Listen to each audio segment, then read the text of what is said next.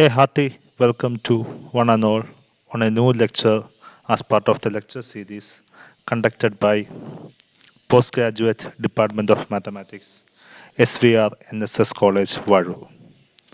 I congratulate the organizers for conducting this wonderful lecture series, which I am sure is benefited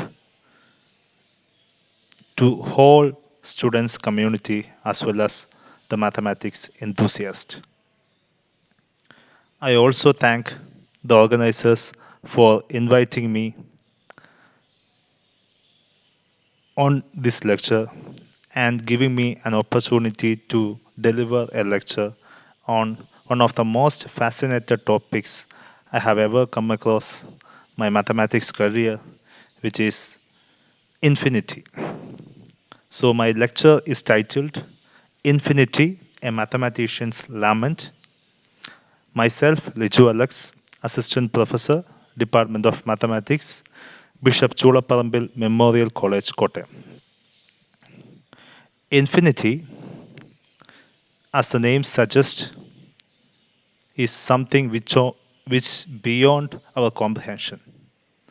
It is something which was defined and discussed by many scientific experts in various fields, but many of them haven't had much success in defining or properly understanding this concept in general. As for the most difficult concepts all across the universe, our subject mathematics separates itself from all other science with this simple fact that we can actually define, understand, improve, and give a concrete understanding and a concrete basis to any difficult concept which anyone can comprehend. For other scientific fields, this concept of infinity might be a really difficult one. But to mathematicians, it is really one among other concepts which they have properly defined, understood, and developed. So, in this lecture, we deal with an undergraduate level lecture, which will discuss about the concept of infinity in general and the following matters. So, the first thing which we are going to discuss is the historical aspects regarding the concept infinity. And the next one is the one to one correspondence and comparison of cardinalities between different types of sets, and the famous Hilbert Hotel problem, which was proposed by David Hilbert, and different classes of infinity, if such a thing is possible. And the last part, the continuum hypothesis. So, this will be the order of my lecture. So, without wasting much time, let's move on to the main contents of our lecture. So, infinity, through long years of mankind, have been always haunted us. From the early part of scientific developments, we have used the concept of infinity by various means. Even though it has been properly used by various scientists, none of them properly understood, developed, and defined this concept. So, in the first aspect, I will divulge into some concepts or some theoretical background which were used but not properly defined the concept of infinity. The first one was Euclid's infinitude of prime numbers. We all know that the prime numbers in size, the total number of prime numbers is actually infinite. Euclid also understood this fact and stated that prime numbers are more than any assigned magnitude of prime numbers, meaning there are infinite number of prime numbers. So even though he understood that there are a lot of prime numbers which cannot be restricted onto a definite number, he didn't actually used the concept of infinity to examine or understand this thing. What he has done was he understood that if you are given finitely many prime numbers, you can actually construct a new prime number from that simple fact. So if you continue like that, you can actually develop sufficiently many prime numbers which exceeded any particular limit. So which means that there are infinitely many prime numbers. So this was one of the first concept which used the concept of infinity in its core but not actually define something like that. So in this, it is trivially establishes that this statement there are infinitely many prime numbers but does not give much insights to the concept of infinity itself. So this was one of the first concept which used the concept of infinity. Later, Newton used infinitely small number to define the derivative of a function, the continuity, and Cauchy used it to define the infinite sum. So all of these mathematicians through the centuries have used the concept of infinity in various forms without actually defining or without actually having a much better understanding of the concept itself. So through the ages, infinitely or infinite has been properly used by various mathematicians. The prime number theorem or the infinitude of prime numbers by Euclid is one such example. And another one is a famous paradox by Zeno of Ilia regarding Achilles and tortoise. Achilles is a Greek legend. He is considered to be the most physically attributed man lived across the globe. So, Zeno, in his paradox, considered the following aspects. So, what Zeno considered was the famous physically attributed man Achilles and the least speedy animal across the globe, a tortoise, both of them races together. Since we already know that Achilles will be far more faster than the tortoise, we will give a head start to tortoise because to make the event more competitive.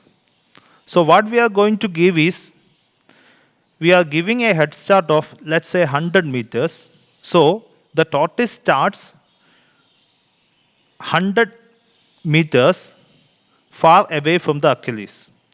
So Achilles has to travel these 100 meters or Achilles is behind tortoise by 100 meters or some other distance.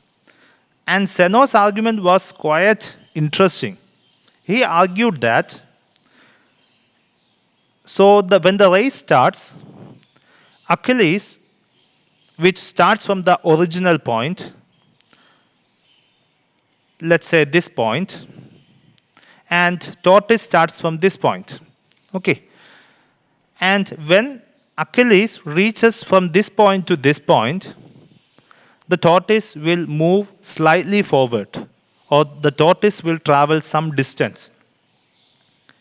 And when Achilles moves from this point to this point, again the tortoise will travel some other distance. So the tortoise will be somewhat ahead of Achilles. And again, if the Achilles travels from this point to this point, again the tortoise will within that time will travel some more distance. And again the tortoise will be ahead of Achilles. So if we continue like this, we can always assume that Achilles, he is even very much faster than the tortoise, is always behind the tortoise. So in this concept, so by this logical argument, Zeno argued that Achilles, who is very much faster compared to the tortoise, will never cross the tortoise and go ahead of the tortoise. Even though for a layman this looks very foolish, because within a definite amount of time Achilles will always travel past the tortoise. But by this argument, which says that when Achilles is in point A, the tortoise is in point B, the race starts.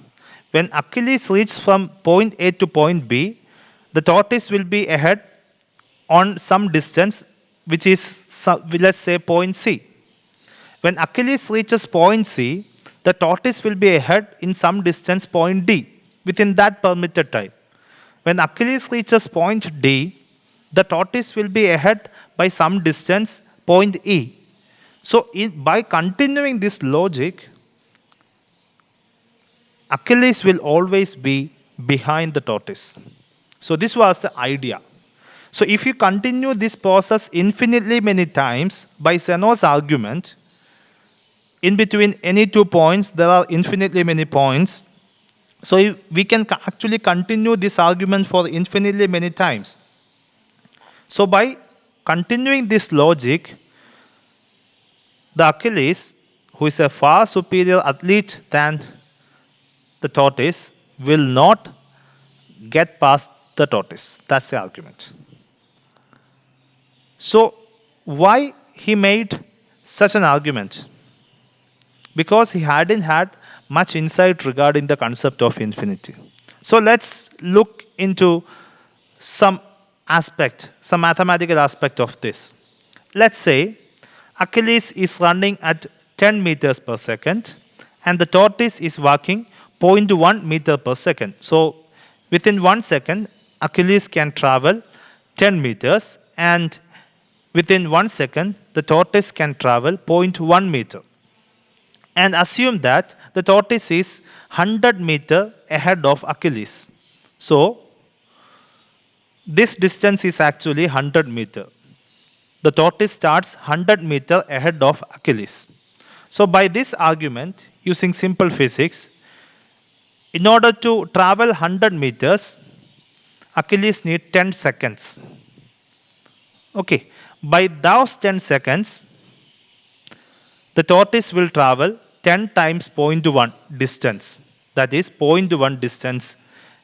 So after 10 seconds, Achilles will reach here. The tortoise will be 0.1 meter ahead of Achilles. And in order for Achilles to reach the distance 0.1, he needs 0.1 seconds.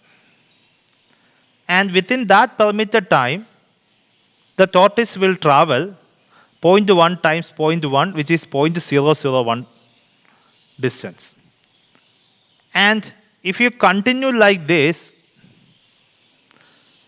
the time which will allow Achilles and tortoise to travel will be the first 100 meters, Achilles took 10 seconds. The next is 0.1 seconds which he needed to travel point C. and next point D, he needed 0.001 seconds and continue like this.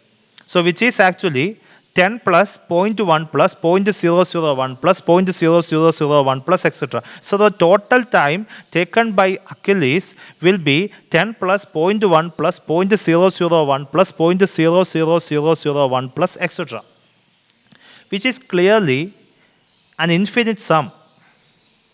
So Zeno's concept was, since we are summing actually infinitely many numbers, it is not actually possible to have a finite sum.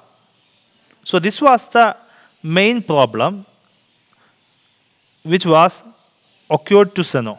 But which was later a famous mathematician Cauchy in 1821 proved that the sum of geometric series, here A is 10 and R is 0.01.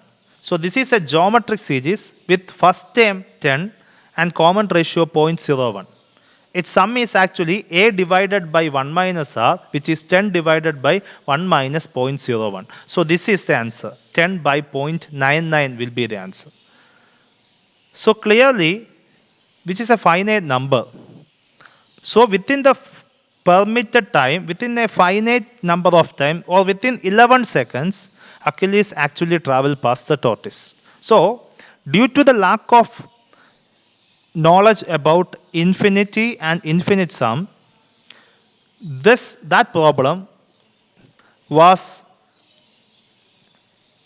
continued to be a paradox for over 200 years. So this was the early aspects of or early discussions regarding the concept of infinity. Now, in order to understand the concept of infinity, we need some set theoretical knowledge or some basic terminology to be moved forward. The first concept is a set. A set is a well-defined collection of objects. So it is a collection of objects which we can actually contribute, which is a well-defined, which means every element, if you take an arbitrary element, we should be able to say that whether that element should be in the set or not in the set.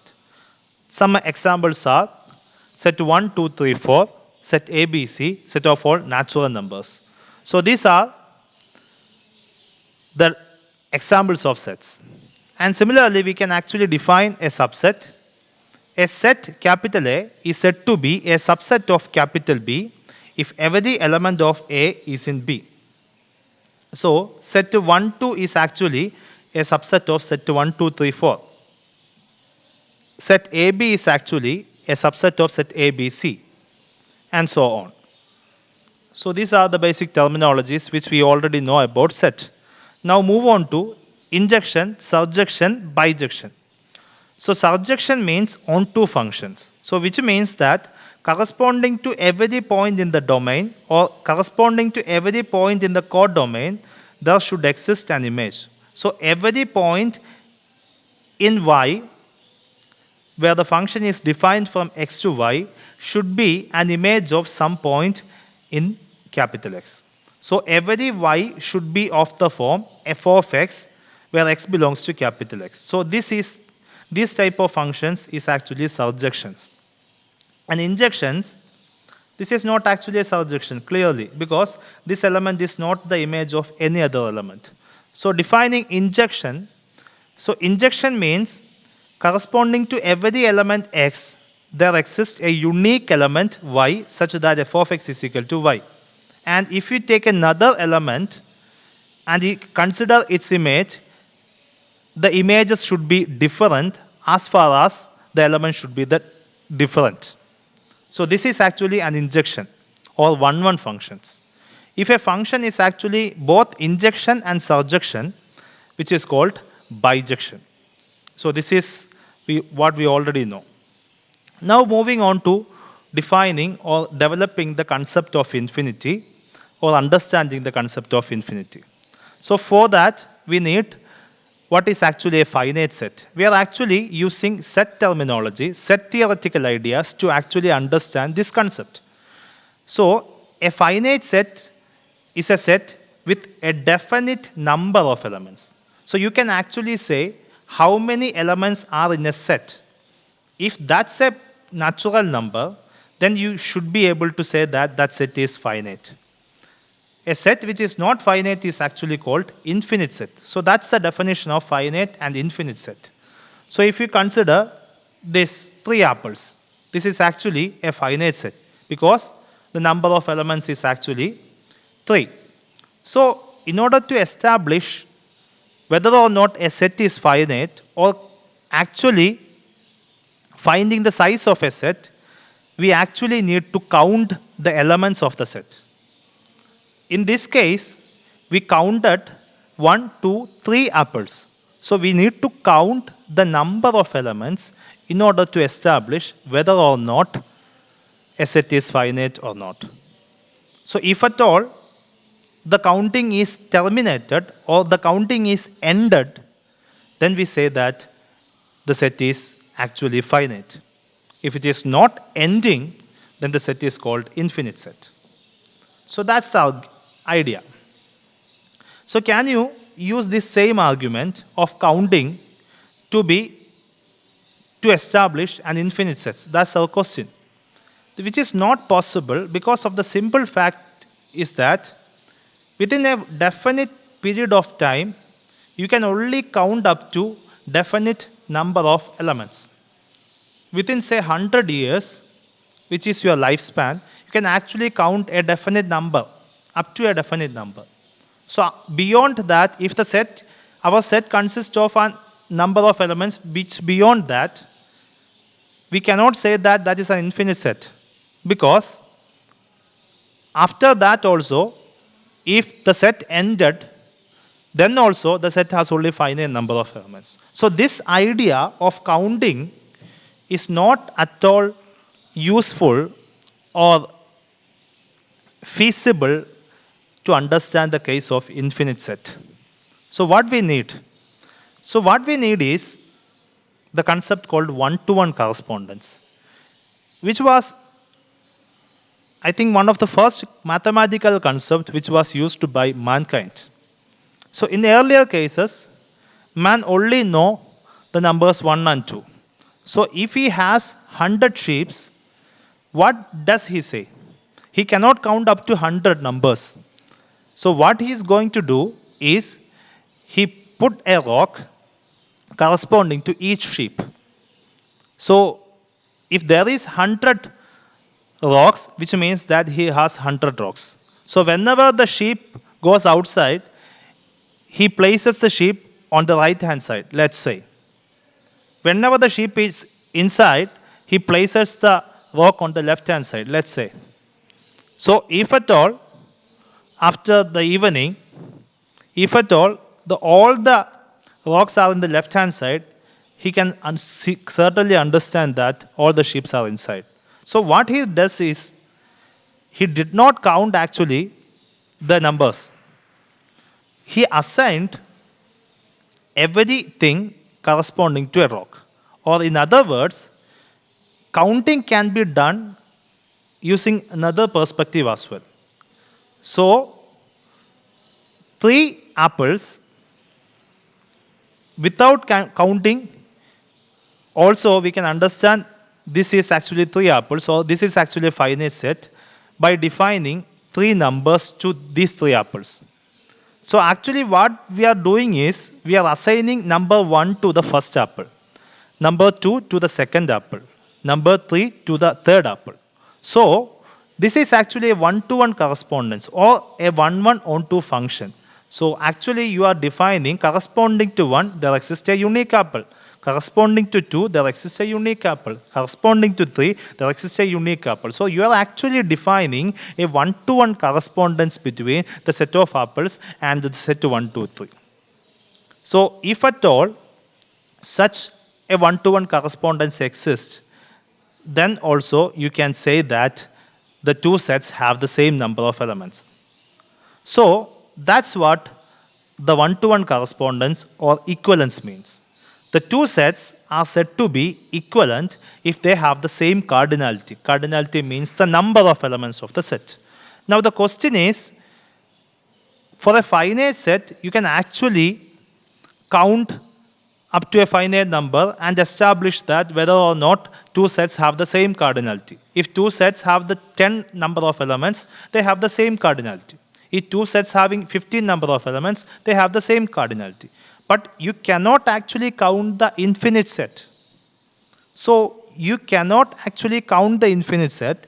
So which means that you cannot say that using these conditions, you cannot say that two infinite sets have the same cardinality. So how does we say that? So I already told you, counting is another way of defining a one-to-one function.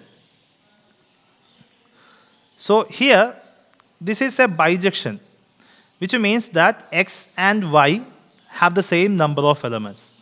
Here x and y have different number of elements. So the function is only injection, not a bijection. Here also x and y have different number of elements. So the function is only a surjection, not an injection. So if at all two sets have the same number of elements, which means that there exists a bijection from the first set onto another set. So which means that the cardinality or the number of elements or counting process is equivalent to defining a one-to-one function or a bijection from a set onto another set. So that's the way we proceed in order to establish whether or not two infinite sets have the same cardinality or the same size. So two sets M and N are equivalent if there exists a bijection from M to N. So in this case, we are not actually counting the total number of elements. We are assigning corresponding to each element, does there exist a unique element, and if that process is possible to define, then we say that the two sets have the same cardinality. We are not actually counting 1, 2, 3, 4, etc. So the counting process is one other way of defining a one-to-one correspondence between two sets. So that's the idea. So counting is essentially a one-to-one correspondence or a bijection between two sets. And using this concept, we can actually define what is a finite set. So in the case of three apples, we have defined a bijection from set 1, 2, 3 onto the three apples. So a set A is said to be a finite set if there exists a bijection from set 1, 2, 3, etc. up to n onto A for some n. So if a set has 5 number of elements, then there should exist a bijection from set 1, 2, 3, 4, 5 onto that set. If a set has 100 elements, then there should exist a bijection from 1, 2, 3, etc. up to 100 to that set. So if at all, for a particular natural number n, there exists a bijection from 1, 2, 3, etc. n to that set capital A, then only we can say that the set is finite. So we are not actually counting the numbers. We are actually assigning a function. We are trying to define a function from this set onto capital A. If that is possible, the set is called a finite set. Now, what about infinite set? How, using this regard, how can you define the concept of infinity or infinite set? As we already know that set of all natural numbers can be counted, and also the counting process cannot terminate. So which means that this has infinitely many elements clearly, or it does not have a bijection from set 1, 2, 3, etc. particular n onto set of all natural numbers for a particular n. So which clearly establishes the fact that set of all natural numbers is infinite. Now consider set of all even numbers. I already told you the two sets have the same cardinality if there exists a bijection between those two sets. Now from the set of all natural numbers onto set of all even numbers, we can define a bijection which maps 1 onto 2, 2 onto 4, 3 onto 6, 4 onto 8, 5 onto 10, etc. in general n onto 2n. So this is actually a bijection clearly. Corresponding to every natural number, there exists an even number which is 2n. So from this regard, even though set of all even numbers is a proper subset of set of all natural numbers, which means that natural numbers contains more elements than set of all even numbers, but using the concept of cardinality, they must have the same number of elements. So even though set of all even numbers is a proper subset of set of all natural numbers, both of them must have the same cardinality. So that's the first idea regarding the infinite set. Similar assumption can be made in the case of Z as well, set of all integers. So from set of all natural numbers to set of all integers, we can define a function which assigns 1 onto 0, 2 onto 1, 3 onto minus 1, 4 onto 2, 5 onto minus 2, etc. That is, every even number onto its half, every odd number onto the corresponding negative numbers. So we can define such a function. Clearly from this, if we continue like this, it is like sweeping. Take the first integer, then from the right hand side take the next positive integer and the corresponding negative integer. Next to positive integer, corresponding negative integer. Next to positive integer, corresponding negative integer. So if you assign something like this, clearly you can understand that there exists a bijection from n to z. So the cardinality of n and the cardinality of z is actually same, even though set of all natural numbers is a proper subset of z. So that's the prime characterization of an infinite set. So in the case of infinite set, a set can be said to be infinite if there exists a one-to-one correspondence from a set onto at least one of its proper subsets. So a set is called infinite set if there exists a bijection from that set onto one of its proper subsets. If that is possible, then the set is called infinite set.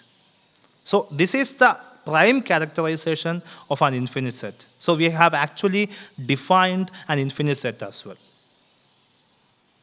So using one-to-one correspondence, we have successfully defined finite and infinite set. The first definition, even though it looks pretty, it has some lacks. It lacks some conceptual background. Now these definitions are definite, it has mathematical background, and it is pretty clear. So we have successfully defined or understood a finite set and infinite set using a bijection or a one-to-one correspondence. Now, let's say two sets, A and B. If there exists a bijection from A to B, we say that A and B has the same cardinality. Now, what about comparing the cardinality? What about cardinality of A less than cardinality of B? Let's look into our surjection, bijection, etc. So, if there exists a surjection, clearly corresponding to every y, there should exist at least one element in x. So, which means that from this definition itself, the number of elements of y should be less than the number of elements of x. Because corresponding to every element, we must have at least one element in x. So, two elements can also map onto some element in y. So if there exists a surjection from x to y, clearly the cardinality or the number of elements of y should be strictly less than or equal to the number of elements in x. And also in the case of injection, corresponding to every element in x, there exists a unique element in y, which does not mean that every element in y is actually an image. So which means that corresponding to every element in x, there should exist at least that much element in y. So which means that if there exists an injection from x to y, the cardinality of x should be less than or equal to the cardinality of y. So this is how we compare the cardinality of two different sets using one-to-one correspondence. So if at all there exists a surjection from A to B, then we say that the cardinality of B is actually less than the cardinality of A.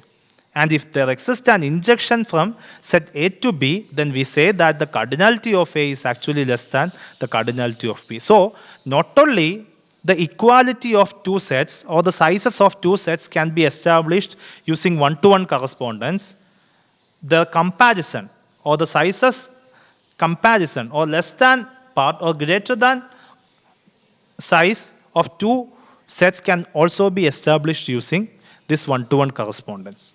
So this is not at all a concept which is restricted to equality of sets. Comparing the sizes of two sets can also be done using this one-to-one correspondence. Now let's look into the concept of infinity in detail. So we have defined or understood that set of all natural numbers is actually an infinite. Then the size of the set of all natural numbers or the number of elements of the set of all natural numbers or the cardinality of set of all natural numbers is an infinity. That infinity is called Aleph naught. Now, does this Aleph naught has some properties? This Aleph naught is called actually a transfinite number. A transfinite number is a number which is not finite. So, actually, the class of infinities can be collectively called a transfinite numbers. So Aleph naught, which is the cardinality or the number of elements of the set of all natural numbers, is a transfinite number. Now, does this transfinite number have some sort of properties like the usual numbers?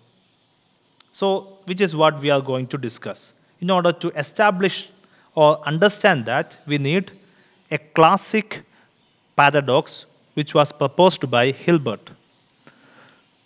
The paradox is called Hilbert's hotel problem.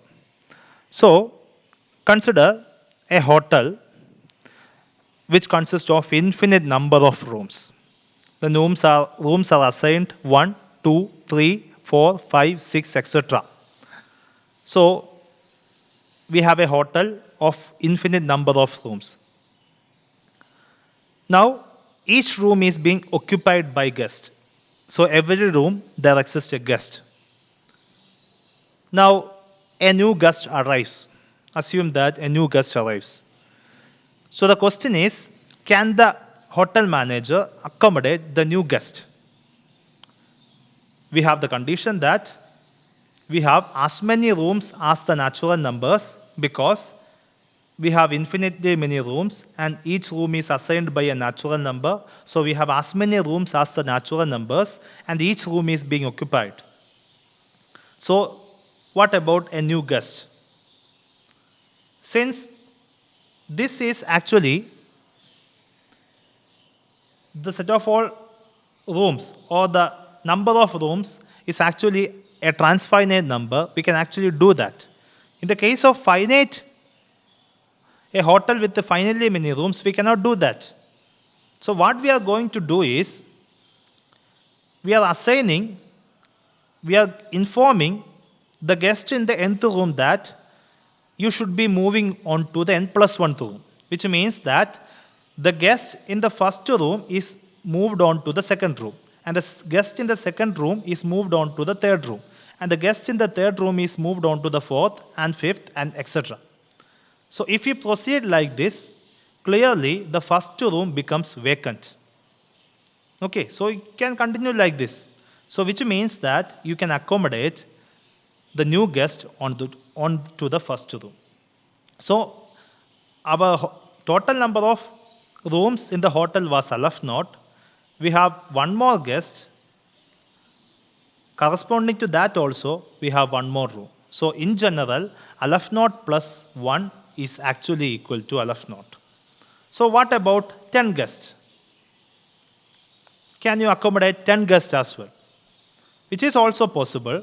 Using the simple logic is that you are informing the guest in the nth room to move on to the n plus 1th room. So which means that the guest in the first room is moved on to the 11th room, the guest in the second room is moved on to the 12th room, the guest in the third room is moved on to the 13th room, etc. So which means that the first 10 rooms becomes vacant, so you can assign the new 10 guests the first 10 rooms. So also If we add 10 more people onto the already existing set of cardinalities, the cardinalities won't change. So this can be done in the case of any finitely many cases. So if you have the cardinality of set of all natural numbers or a type of infinity which is called Aleph naught, if you add finitely many numbers or finitely many terms to that, the cardinality does not actually changes. So in other words, you have the set of all natural numbers, you are taking finally, you are adding finally many terms onto the set of all natural numbers. It does not actually change the total number or total size of the natural numbers. So this is true for any finitely many cases. So if you are finitely many guesses has been arrived, instead of 10 you have 100, 1000 or any other number, you can actually assign using this assignment, moving the guest in the nth room onto the n plus kth room. So that's the idea. So what about infinite number of guests? So in a bus which can accommodate an infinite number of people, so in this hotel, every room is being occupied and a bus containing infinite number of guests has been come. How can we accommodate this?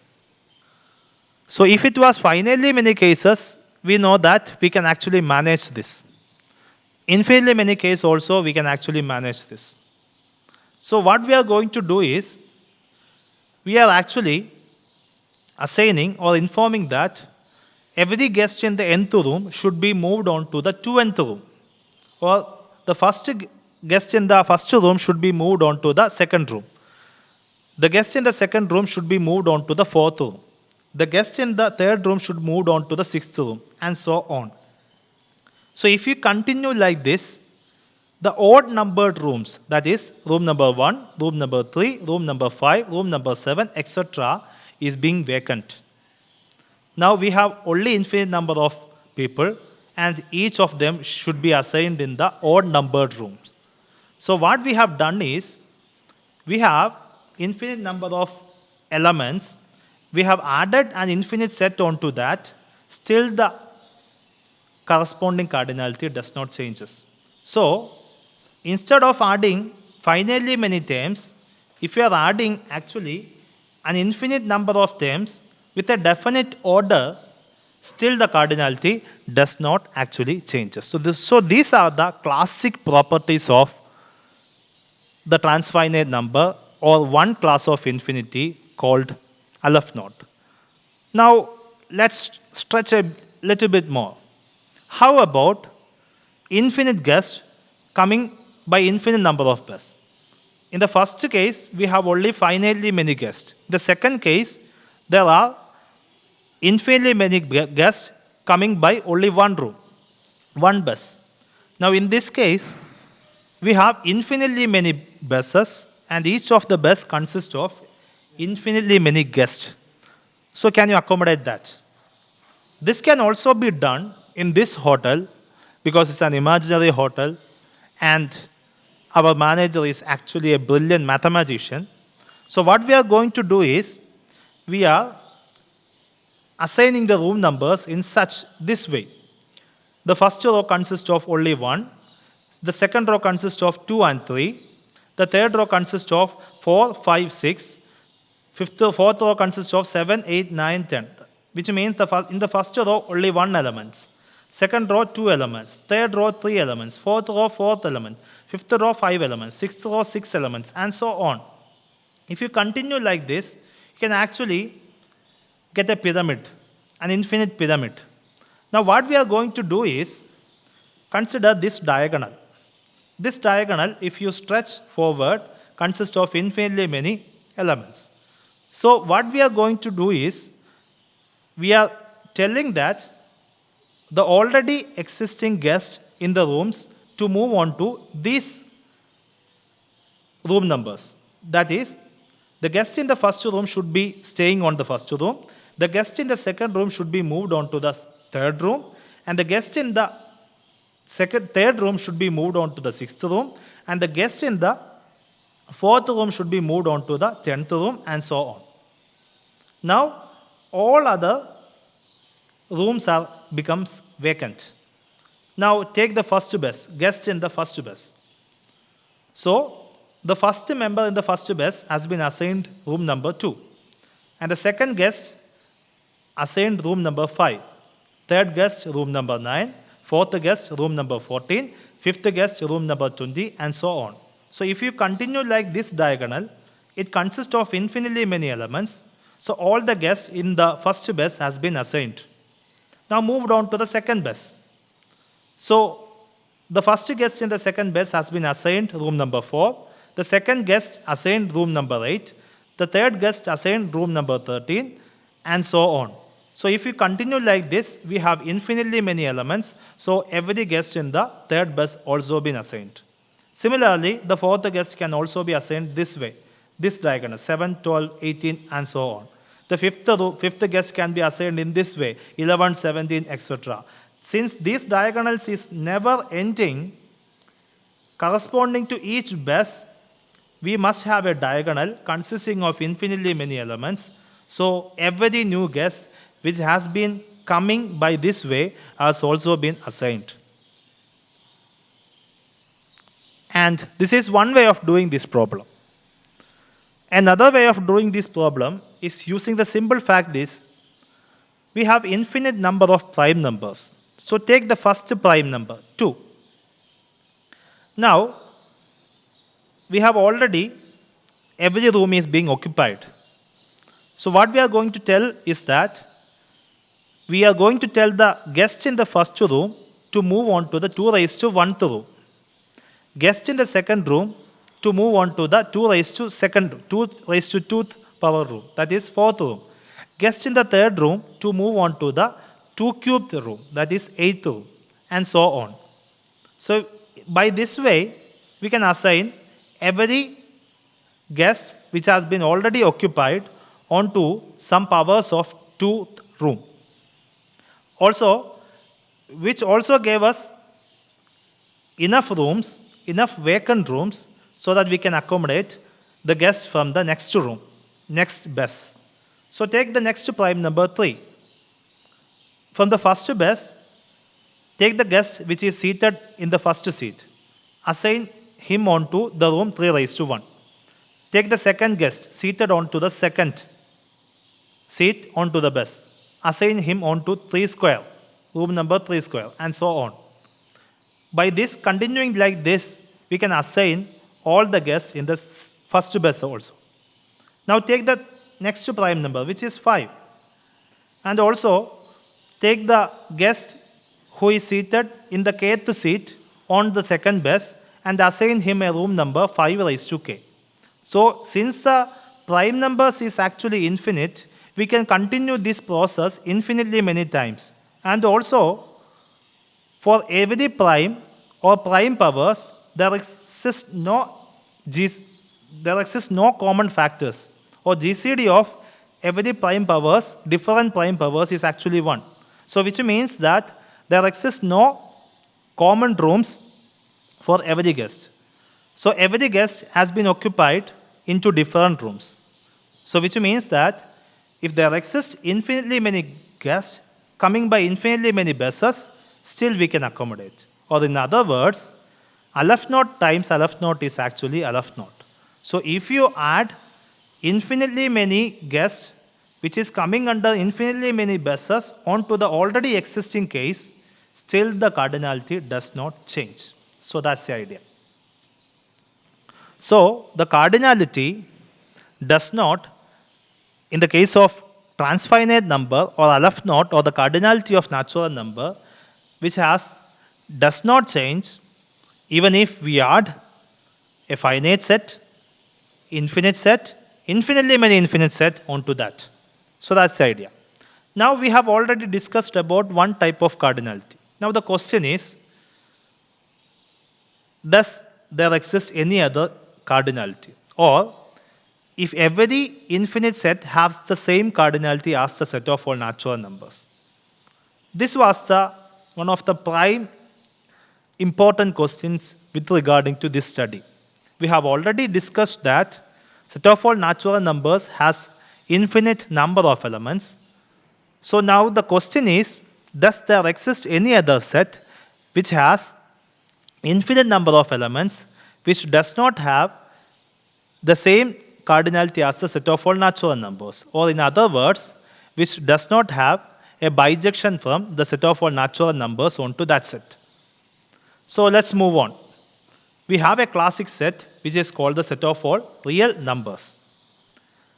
Since open interval 0, 1, which consists of all the natural numbers in between 0, 1, is actually a subset of set of all real numbers, what we are going to do is the fact that we are going to say there exists no bijection from set of all natural numbers onto this interval, which means that the cardinality of n and the cardinality of 0, 1 is not same. Even though the cardinality is actually infinity, and set of all real numbers has a greater cardinality than the set of all numbers in between 0 and 1, which means that the set of all real numbers has a different cardinality than the set of all natural numbers. So this is what we are going to do. For that, we assume that there exists a bijection from the set of all natural numbers onto 0, 1. So every element in 0, 1 can be assigned to a natural number. So 1 is being assigned to this number, let's say. 2 is being assigned onto this number, let's say. 3 is being assigned onto this number. All of these numbers are in between 0 and 1. And so on. We can assign such a way. Now, if the set of all cardinality or the cardinality of natural numbers and cardinality of 0, 1, open interval 0, 1 is being same, which means that there exists a bijection between these two, which means that corresponding to every real number in between 0 and 1, there should exist a natural number assigning to that number. If at all we are able to find a real number which is in between 0 and 1, which is not in this collection, we got a contradiction. So what we are going to do is, we are trying to define a real number which is in between 0 and 1, which is not in this collection. So how does we do that? What we are going to do is, take the first element and take this red colored entries. That is, the first entry of the first number, the second entry of the second number, the third entry of the third number, or the fourth entry of the fourth number, fifth entry of the fifth number, sixth entry of the sixth number, and so on. We can continue like this. And change every entry. So if this is actually A1, change that A1 onto some other number. So instead of 2, we are actually giving 3, which is, let's say, B1. Instead of 5, we are giving a new number, which is actually B2. Instead of 6, we are actually giving a new number, which is B3, and so on. So thus, we can construct a new number, point B1, B2, B3, B4, etc., which could not be in this collection, because this cannot be the first number, because we have changed the first entry of the first number to form this number. This cannot be the second number, because we have changed the second entry of the second number to form this number. This cannot be the third number, because we have changed the third entry of the third number, and so on. This number is not in this collection, which is an element in 0, 1 as well. So every element in 0, 1 is not in this collection. So we cannot say that there exists a bijection from n to open interval 0, 1. So the cardinality of n and the cardinality of 0, 1 is not actually same. Since we already know that the cardinality of 0, 1 is actually infinite, which is trivial, so we must have two different classes of infinities. This is the classic result which we want to discuss, which we are actually going to discuss, and which we are actually going to understand. So there are two types of infinity. One is the infinity which is said to be the cardinality of the set of all natural numbers. The another one is the cardinality of open interval 0, 1, or the cardinality of the set of all real numbers. Both of them are infinity, and both of them cannot be actually equal.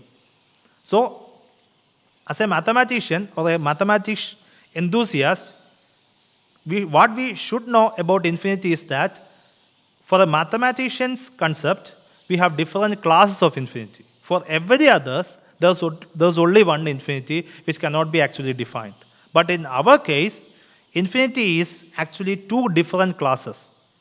The first class is the cardinality of the set of all real numbers, which is called the continuum, which is denoted by C. And second is called the cardinality of the natural numbers, which is called Aleph naught.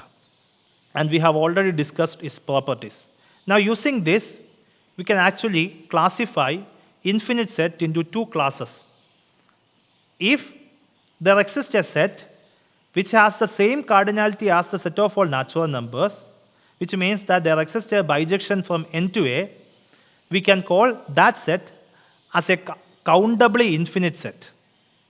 So, every set which has the same cardinality as set of all natural numbers or the cardinality as Aleph naught is a countably infinite set.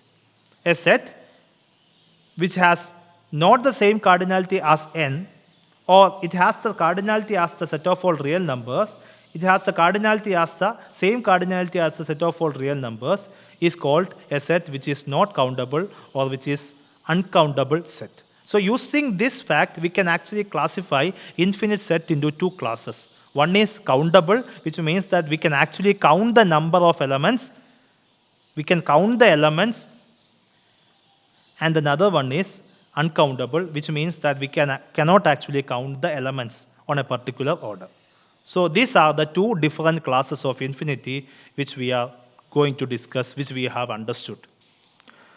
Now let's move on to the last part of the lecture. So we have discussed that there are actually two different classes of infinities or two different transfinite numbers. Now the question is, are there more transfinite numbers exist? So which can be established using this famous theorem which was proposed by Cantor, which states that there exists no surjection from a set A onto its power set. So if at all there exists a surjection from A to P of A, by previous definition, the cardinality of P of A should be less than the cardinality of A. Since there exists no surjection from set A to P of A, we can clearly say that the cardinality of the power set of A cannot be less than the cardinality of A, or the cardinality of A should be less than the cardinality of power set of A. So, there exists no set which has the same number of elements as its power sets. That's the idea. Using this fact, we can have the following important aspect. The first one is the cardinality of natural numbers, which is a transfinite number, which is Aleph naught, which should be less than the cardinality of power set of n, and which should be less than the cardinality of power set of n. All of them are infinity. All of them are actually different types of infinity. So we can actually define different classes of infinity, and we can have an ordering relation between them as well using this relation. So there are actually lots of transfinite number in this case. And also we have a classic result which I am giving to you to establish. The result is that the cardinality of power set of n is actually the cardinality of real numbers, or the number of subsets of the natural numbers is same as the number of elements of the real numbers. This is a classic result. So to conclude the whole thing, we have different, not only infinity, we have different classes of infinity. And also, one infinity is actually superior to the other infinity as well. That is, if we consider cardinality of n as Aleph naught, cardinality of P of n as C, Aleph naught is actually less than C. That's the idea. Now, using that, we can have a classic open problem, which is called the continuum hypothesis, which states that there exists no transfinite cardinal falling strictly in between Aleph naught and C. We have already discussed that cardinality of natural numbers is less than the cardinality of power set of n. That is, Aleph naught is strictly less than C. Now the question is, does there exist a number in between Aleph naught and C? Which was a problem proposed in ICM 1900, which is called the continuum hypothesis, which is still unsolved, but two famous mathematicians, Kurt Gödel and Cohen, together implied that it is not an easy task to solve this problem. And using the existing conditions, it is really difficult to solve this problem. So it is a problem which is for you. You can actually discuss, does there exist a cardinal number in between, or does there exist a transfinite number in between Aleph naught and C? You only have to find a set whose cardinality is actually in between Aleph naught and C. That's the idea. So which is not an easy task. So let's summarize the whole thing. We have discussed that infinity is not actually a unique thing. We have different class of infinity with regard to the size of the set of all natural numbers and the set of all real numbers. And this concept, all of this concept, as I have discussed, has been proposed by the famous mathematician Cantor. And his quote was, the first time he proposed about this infinity, he faces a lot of backlash from the scientific community. He was considered to be a madman, and a lot of people questioned his concept. But he said that my theory stands as firm as a rock. Every arrow directed against it will return quickly to its answer, and the rest.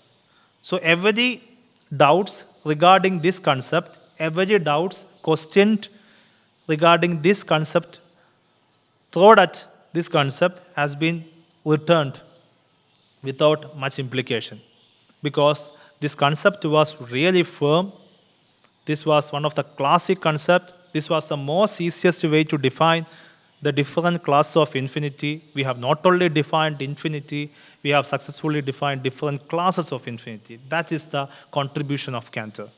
Due to that contribution, he was considered to be a madman by many of his peers. So he has sacrificed a lot of things to develop this concept. So please remember him in your mathematical study. He is considered to be the father of set theory, and his contribution lies much far ahead in mathematical science than the concept of infinity. So this is regarding the concept of infinity. We have successfully defined the infinity as the sizes of the set of all natural numbers and the set of all real numbers, and which holds a relation that the cardinality of set of all natural numbers is less than the cardinality of real numbers. So thank you for giving me this wonderful opportunity. Thank you for listening to this lecture. I hope you had a wonderful time. You can refer this on Introduction to Real Analysis by Bartle and any other analysis books. So I hope you had a wonderful time. Thank you.